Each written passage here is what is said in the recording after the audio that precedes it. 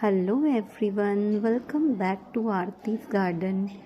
आज की शुरुआत मेरे हर सिंगार के पौधे के साथ। हर सिंगार का पौधा एक बहुत ही हार्डी प्लांट है और इसे ग्रो करना बहुत इजी है।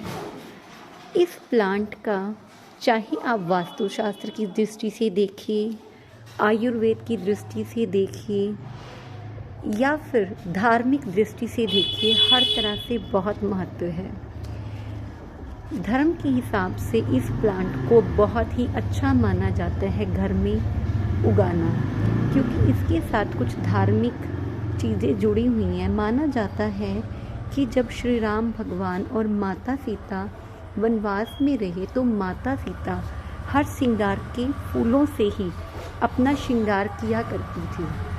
और क्योंकि ये भी कहा जाता है कि हर श्रृंगार के पौधे को सूर्य भगवान से कोई श्राप मिला था, जिस वजह से इसके फूल रात को खिलते हैं और सुबह सूर्योदय से पहले ही इसके सारे फूल झड़ जाते हैं।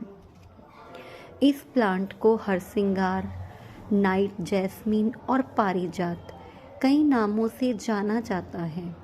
इसके ऊपर जो फूल खिलते हैं वो बहुत ही सुंदर होते हैं, सफ़ेद रंग के फूल होते हैं और नीचे से उनके ऑरेंज कलर की छोटी सी स्टेम की तरह बनी होती है, जो कि दिखने में बहुत खूबसूरत लगती है। अब भी मेरे यहाँ पर 2 फूल खिलने वाले हैं। वैसे सर्दी बहुत ज़्यादा है, जनवरी की आज 26 तारीख है, फिर भी इस टाइम भी कहीं कहीं मेरे इस प्लांट पर फूल खिल रहे हैं।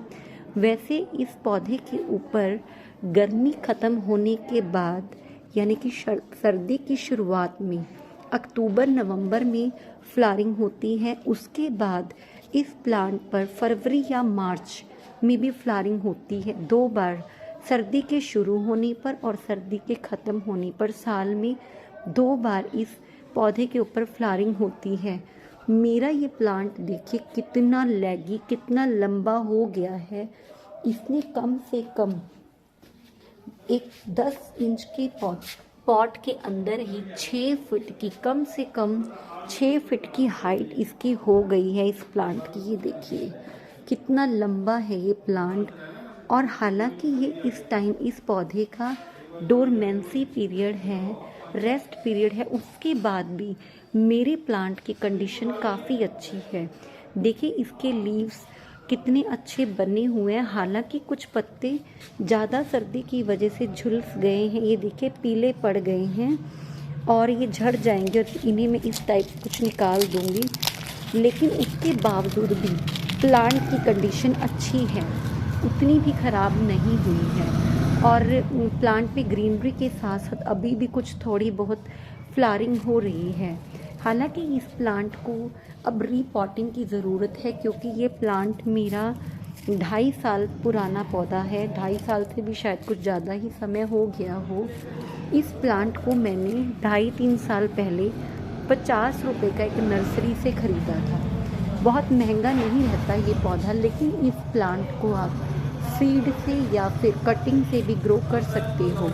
जहाँ इसके ये फ्लावर्स हैं, यहाँ सीड पॉट बनते हैं और उन सीड पॉट में से सीड्स को निकालकर आप मिट्टी में लगाकर नए प्लांट तैयार कर सकते हो। लेकिन मुझे लगता है कटिंग से इस प्लांट को रेडी करना ज़्यादा इजी है।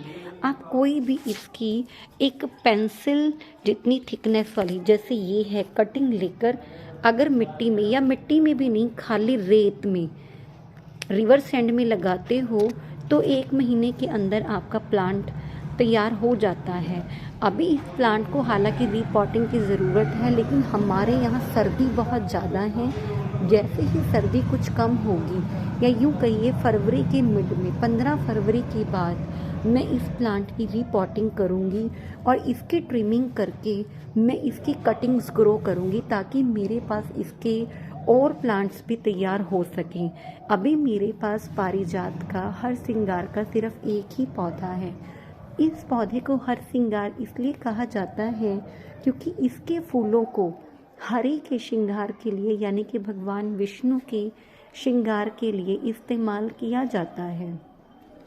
इसके फूल रात को खिलते हैं और सुबह सूर्योदय से पहले ही सारे फूल झड़ जाते हैं, नीचे गिर जाते हैं और उन्हीं फूलों से हरे का श्रृंगार, जो कि नीचे गिरे होते हैं, उन्हीं फूलों से हरे का श्रृंगार, विष्णु भगवान का श्रृंगार किया जाता है। ये तो इसकी धार्मिक विशेषता हुई, लेकिन इस प्लांट की मेडिसिनल वैल्यू बहुत ज़्यादा है। माना जाता है कि जिन लोगों को जॉइंट पेन बहुत ज़्यादा रहते हैं, अर्थराइटिस की पेन है, नी पेन है, उन लोगों को इनके पत्तों का काढ़ा बना के सुबह पीना चाहिए। उससे उन्हें बहुत रिलीफ मिलता है। इस प्लांट से और भी बहुत सारी मेडिसिन्स बनती हैं और इनके जो फूल हैं, इन फूलों को बॉयल करके पिया भी जाता है और शायद बालों की अच्छी ग्रोथ के लिए भी उनका यूज़ किया जाता है।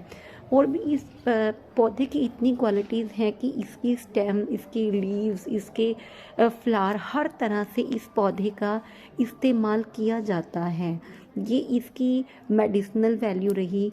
और थर्ड, वास्तुशास्त्र के हिसाब से इस पौधे को घर में लगाना बहुत ही शुभ माना जाता है और इस प्लांट को नॉर्थ ईस्ट डायरेक्शन में रखना और भी अच्छा माना जाता है। और कहा जाता है कि इस प्लांट से पॉजिटिव वाइब्स घर में आती हैं, इसलिए इस प्लांट को घर में ग्रो ज़रूर करना चाहिए। अगर इस प्लांट को आप ज़मीन में लगा देते हैं तो एक बहुत बड़ा पेड़ बन जाता है। जैसे बड़े बड़े वृक्ष होते हैं वैसे ही ये पेड़ बन जाता है।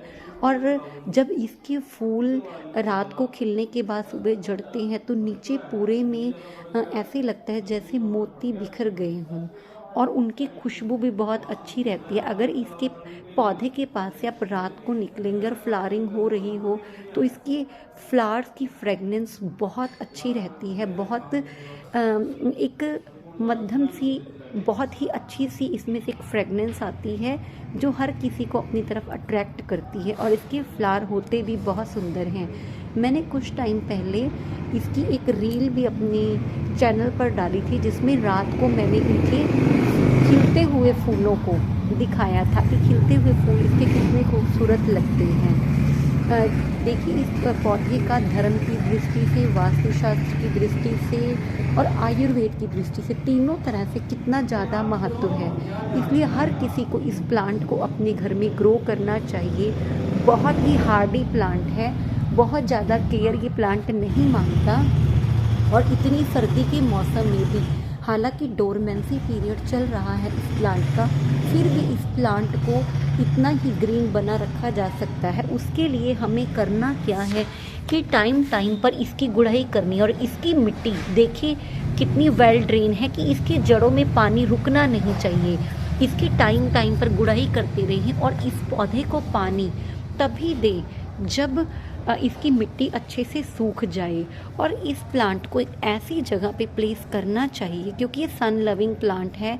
गर्मी के मौसम में इसकी बहुत अच्छी ग्रोथ होती है, तो इसे एक ऐसी जगह पे प्लेस करना चाहिए जहाँ इसे फुल सनलाइट मिले। सुबह से शाम की जितनी भी सनलाइट हो इसे मिलनी चाहिए। मैंने इस पौधे की प्रूनिंग नहीं की, हालांकि इस पौधे को इस वक्त प्रूनिंग की ज़रूरत है कि जो इसके ये फ्लावर्स स्पेंट हो गए हैं, इन फ्लावर्स को निकाल देना चाहिए क्योंकि अगर इसमें सीड पॉट बनने शुरू हो जाएं तो इस पौधे की ग्रोथ थोड़ी कम हो जाती है। इसलिए जितने भी फ्लावर्स, वैसे तो किसी भी प्लांट के जब भी फ्लावर्स स्पेंट हो जाते हैं तो हमें उन्हें रिमूव कर देना चाहिए। और इस प्लांट में भी मैंने ये देखिए फ्लावर्स जितने भी, अभी कुछ बर्ड्स भी बन रही हैं इसलिए मैंने निकाल नहीं रही, बीच बीच में कुछ बर्ड्स भी हैं जो फ्यूचर में अभी इसके ऊपर फ्लावरिंग होगी। उसके बाद मैं इसकी हार्ड प्रूनिंग भी करूँगी और इसकी कटिंग्स भी ग्रो करूँगी और आपके साथ शेयर करूँगी कि इसकी कटिंग को लगा के इसके नई प्लांट बनाना बहुत ही इजी है और बड़ी इजीली आप घर पर ही इस प्लांट को मल्टीप्लाई कर सकते हो। अगर आपके आसपास कहीं ये पौधा लगा हो या किसी घर में, तो फरवरी मार्च महीने में आप इसकी पेंसिल की थिकनेस की एक कटिंग लाइए और उसे घर पे ग्रो कीजिए। बड़ी इजीली आपके पास एक प्लांट बन जाएगा और पूरी गर्मी के मौसम में वो बहुत अच्छी ग्रोथ करेगा और विंटर आने से पहले 1 साल के अंदर अंदर ही वो फ्लावरिंग भी करेगा। और ये बहुत ही हार्डी प्लांट है। इस प्लांट के लिए बहुत ज़्यादा केयर की ज़रूरत नहीं होती। घर से ही अपने किचन से निकलने वाले फर्टिलाइज़र्स को आप देकर, जैसे लीफी ग्रोथ के लिए आप अगर चाय की पत्ती, जैसे मैंने भी देखिए ये कुछ किचन से निकलने वाली चाय की पत्ती को धूप में रख दिया था। आज हमारे यहाँ धूप निकली थी और ये सूख गई है, तो मैं इसे कुछ ज़्यादा नहीं करना है। इस प्लांट में ऐसे इसकी हल्की सी मिट्टी हटाकर इस चाय पत्ती को ऐसे डालकर और इसे इस मिट्टी से कवर कर दूंगी, और ये इसकी लीफी ग्रोथ के लिए बहुत ही अच्छी रहेगी, क्योंकि चाय की पत्ती में नाइट्रोजन होता है और इससे इसकी नाइट्रोजन की कमी पूरी होगी और इसकी समर सीज़न में लश ग्रीन लीव्स होंगे जो कि दिखने में बहुत ही सुंदर लगेंगे। और अगर आप इस प्लांट के बारे में हरसिंगार या पारिजात नाइट ब्लूमिंग प्लांट के बारे में नाइट जैस्मिन प्लांट के बारे में कुछ और जानना चाहते हैं तो आप मुझे कमेंट बॉक्स में पूछ सकते हैं। और अगर आपको मेरी आज की वीडियो अच्छी लगी तो इसे लाइक करना मत भूलिए और यूट्यूब पर मेरे चैनल आर्टिस्ट गार्डन को सब्सक्राइब ज़रूर कीजिए। Thank you so much.